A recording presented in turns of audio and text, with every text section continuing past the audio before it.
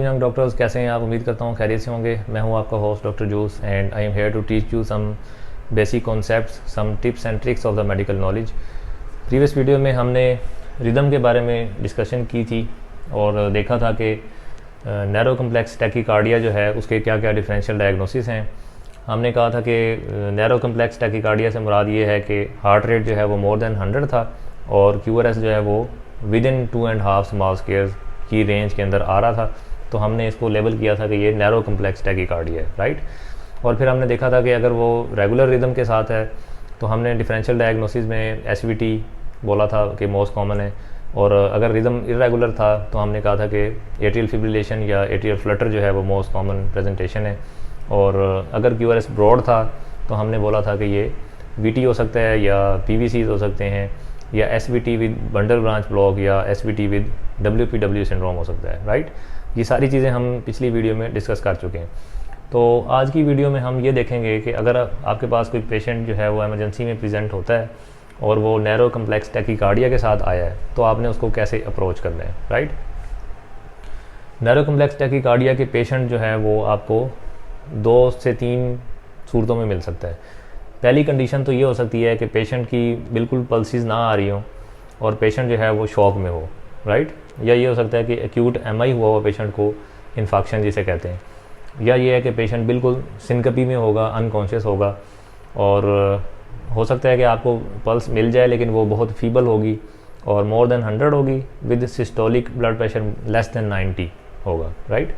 तो अगर ये पिक्चर आपको मिलती है तो फिर आपने पेशेंट को जो है वो CPR या कार्डियोपल्मोनरी रिससिटेशन जिसे बोलते हैं, यहाँ से आपने स्टार्ट लेना है। इसके अंदर जो है वो कार्डियक चेस्ट कंप्रेशन की जाती हैं और उसके बाद रेस्क्यू ब्रेथ दिए जाते हैं। इसके बारे में हम किसी और वीडियो में डिटेल से डिस्कस कर लेंगे। फ़िलहाल आप ये रजिस्टर कर लें कि आपने CPR करना है और साथ ही आपने जो है वो सिंक्रोनाइज्ड कार्डियो वर्जन करनी है। अब जो नई डिवाइसेस आ रही हैं वो सिंक्रोनाइज्ड होती हैं और वो जो है वो आपको इंडिकेट कर देते हैं कि जब रिदम शॉकेबल होता है तो वो शॉक ऑटोमेटिकली डिलीवर कर देती हैं, राइट। और शॉक जो है वो आपने 120 और उसके बाद 150 और उसके बाद 360 जॉल्स पे जो है वो ग्रेजुअली आपने उसका वोल्टेज बढ़ाते जाना है। और पेशेंट अगर इरिटेबल हो तो उसको सेडेट भी किया जा सकता है वेलियम के साथ, और साथ ही आपने उसके इलेक्ट्रोलाइट्स भेजने हैं और देखना है कि पोटाशियम, कैल्शियम, मैग्नीशियम लेवल उसके कैसे हैं। अगर ये अब नॉर्मल है तो इनको भी साथ ही करेक्ट करना है क्योंकि ये जो है वो अरिथमिया करते हैं। और CPR के दौरान जो है वो इसका एक एल्गोरिदम है जो कि आपको बुक्स में मिल जाएगा। उसमें आपने कार्डियक कंप्रेशंस करनी है और उसके बाद IV अमायोड्रोन देना है, राइट। अमायोड्रोन जो है वो एंटी अरिथमिक ड्रग है और इसको देने का तरीका ये है कि भाई 300 mg इन 20 मिनट्स और उसके बाद 900 mg इन नेक्स्ट 24 आवर्स जो है वो दी जाती है। इसको पहले लोड किया जाता है और फिर इसकी जो है वो फुल डोज इन 24 आवर्स में कंप्लीट की जाती है, जो कि 900 एंड 300 को अगर आप ऐड करेंगे तो ये 1200 बन जाएगा, राइट। 24 घंटे में आपने 1200 mg डिलीवर करनी है। और जो नेक्स्ट वाली आप देंगे वो सेंट्रल लाइन से देंगे। एमरजेंसी में क्योंकि सेंट्रल लाइन डालना ज़रा मुश्किल हो जाता है, उसके लिए टाइम भी चाहिए होता है, तो जो फर्स्ट डोज़ है वो हम पेरिफेरल लाइन से भी दे सकते हैं। और अगर आपके पास पेशेंट प्रेजेंट हुआ है और उसकी पेरिफेरल पल्सेस जो हैं वो ठीक फील हो रही हैं लेकिन रिदम आपने जब देखा तो वो रेगुलर था और नैरो कम्प्लेक्स टैकीकार्डिया था, तो फिर आपने क्या करना है, फिर इसका जो मोस्ट कॉमन डिफरेंशियल डायग्नोसिस है वो SVT है, जो कि हम डिस्कस कर चुके हैं पहले। तो SVT को ट्रीट करने के लिए आपने वेगल मूवर्स से जो है वो शुरू करना है। वेगल मूवर्स के लिए आप जो है वो पेशेंट को ग्लव दे सकते हैं या सिरिंज दे सकते हैं कि इसमें ज़ोर से फूंक मारें, और साथ ही आपने करोटिड मसाज भी करनी है। लेकिन करोटिड मसाज से पहले आपने देखना है कि करोटिड ब्रूई तो नहीं आ रही स्टेथ लगा के। करोटिड ब्रूई के लिए आपने जो है वो स्टेथ लगा के देखना है, बेल से सुनना है कि करोटिड ब्रूई तो नहीं आ रही, और हिस्ट्री ये लेनी है उसके अटेंडेंट से कि ये डाइजॉक्सिन तो नहीं ले रहा टैबलेट डाइजॉक्सिन, या ये है कि एक्यूट मायोकार्डियल इन्फेक्शन तो नहीं चल रहा ECG में। अगर कोई ये वाली सूरत है तो फिर आपने वेगल मूवर्स को अवॉइड करना है और फिर आपने नेक्स्ट स्टेप पे आ जाना है। नेक्स्ट स्टेप में जो है वो IV एडिनोसिन है। एडिनोसिन भी एक एंटी अरिथमिक ड्रग है और इसको देने का तरीका ये है कि 6 mg IV पुश आपने देना होता है स्टैट में, और अगर इससे भी रिवर्ट नहीं हुआ तो फिर आप जो है वो 12 mg IV पुश दे सकते हैं, और मैक्सिमम इसको 30 mg तक जो है वो दिया जा सकता है। 5 to 6 मिनट के गैप से, और साथ ही आपने कार्डियक मॉनिटर भी लगाया होता है और उस पर आप ECG देख रहे होते हैं कि इसका रिदम जो है वो रिवर्ट हुआ है या नहीं हुआ। तो अगर रिवर्ट नहीं होता तो आप मैक्सिमम 30 mg तक दे सकते हैं। या इसकी अल्टरनेट एक ड्रग और है जिसको हम वरापामिल कहते हैं, ये कैल्शियम चैनल ब्लॉकर है और एंटी एरिथमिक ड्रग है। इसको देने का तरीका ये है कि 2.5 mg से लेकर 5 mg जो है वो IV स्टैट देते हैं, लेकिन ये 2 मिनट्स में स्लो देनी होती है और मोस्ट ऑफ द पेशेंट जो है वो यहाँ तक रिवर्ट हो जाते हैं।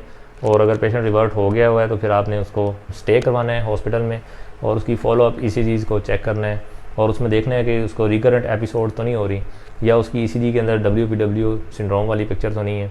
WPW के बारे में हम प्रीवियस वीडियोज़ में डिस्कस कर चुके हैं। तो अगर कोई ऐसी सूरत है तो फिर आपने उसको इलेक्ट्रोफिजियोलॉजिकल स्टडीज़ के लिए जो है वो रेफ़र करना है और साथ ही आपने प्रोफाइलैक्सिस भी देना है SVT का। प्रोफाइलैक्सिस जो है वो यही मेडिसिन हैं जो कि हम ओरली देते हैं। टैबलेट एडिनोसिन 10 mg भी मिल जाती है। वरापामिल टैबलेट जो है वो 40 mg से लेकर 240 mg तक की स्ट्रेंथ में आपको मिल जाती है। ये मेडिसिन जो है वो आप पेशेंट को एडवाइस कर सकते हैं कि उसको रिकरेंट अटैक्स ना हो, राइट। और अगर रिदम जो है वो इर्रेगुलर मिलता है, यानी नैरो कम्प्लेक्स टैकीकार्डिया है विद इर्रेगुलर रिदम, तो इसमें मोस्ट कॉमन कंडीशन जो है वो एट्रियल फिब्रिलेशन है या एट्रियल फ्लटर हो सकता है या मल्टीफोकल एट्रियल टैकीकार्डिया हो सकता है, राइट।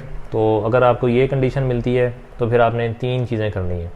नंबर 1 रेट कंट्रोल, उसके बाद रिदम कंट्रोल और उसके बाद एंटी कोगुलेशन, राइट।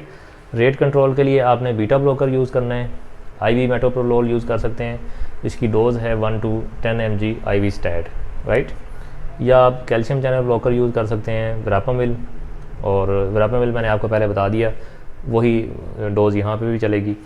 और अगर वो पेशेंट जो है वो हार्ट फेलियर में है, हार्ट फेलियर जो है वो आप ऑस्कल्टेशन पे भी असेस कर सकते हैं, उसमें आपको S3 मिलेगा जिसको गैलप रिदम बोलते हैं, राइट। या उसकी चेस्ट अगर आप ऑस्कल्टेट करेंगे तो उसमें जो है वो फाइन क्रैकल्स मिलेंगे। या पेशेंट जो है वो उसके हीमोडायनेमिक्स जो है वो आपको बताएंगे कि ये हार्ट फेलियर में है, ब्लड प्रेशर जो है वो लो होगा और टैकीकार्डिया होगा। तो अगर ऐसी कंडीशन मिलती है तो फिर आप जो है वो डाइजोक्सिन यूज़ करेंगे। डाइजोक्सिन देने का तरीका ये है कि 500 माइक्रोग्राम देंगे आप इन हाफ आवर में, राइट।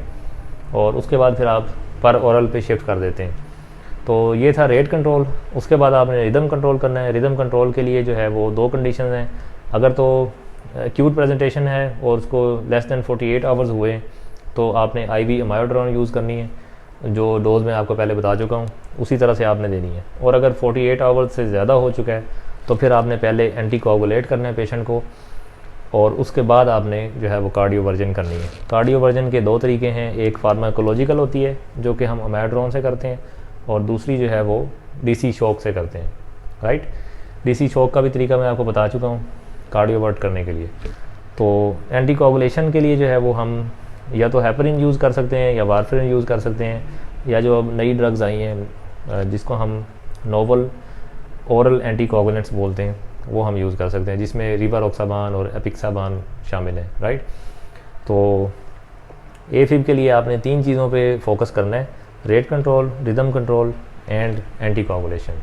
स्पेशली इसमें रेट कंट्रोल और एंटी कोगुलेशन जो है वो बहुत इंपॉर्टेंट है। एंटी कोगुलेशन की ज़रूरत इसलिए है कि वो पेशेंट में जो है वो स्ट्रोक का रिस्क होता है। Heparin, warfarin and oral anti coagulants के बारे में हम अगली किसी वीडियो में डिटेल से डिस्कस करेंगे। तो ये थी एक basic approach towards the patient of narrow complex tachycardia. उसमें हमने जो है वो रिदम की बेस पे डिसाइड करना है कि ये रेगुलर है या इरेगुलर है और उसके अकॉर्डिंगली हमने पेशेंट को मैनेज करना है। और अगर पेशेंट शॉक में है तो फिर हमने CPR से स्टार्ट करना है और CPR जो है वो मैं आपको बता चुका हूँ। उम्मीद है कि आपको इस वीडियो से फ़ायदा होगा। इसको लाइक एंड शेयर कर दीजिएगा ताकि दूसरे लोगों तक पहुँच सके। चैनल को सब्सक्राइब कर लीजिएगा ताकि नई आने वाली वीडियोज़ आप तक पहुँच सकें। Till the next video, I am doctor Jose. अल्लाह हाफिज़।